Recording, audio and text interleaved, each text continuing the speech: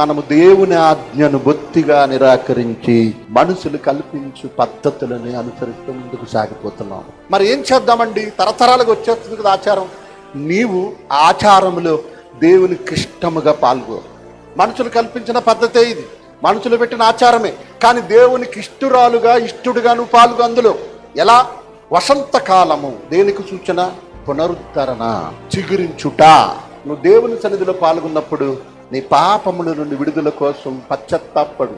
యేసు కోసం కాదు నువ్వు పశ్చాత్తాపడవలసింది.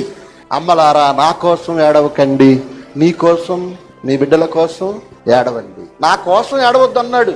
మనము మన కోసం, మన బిడ్డల కోసం ఏడుద్దాం.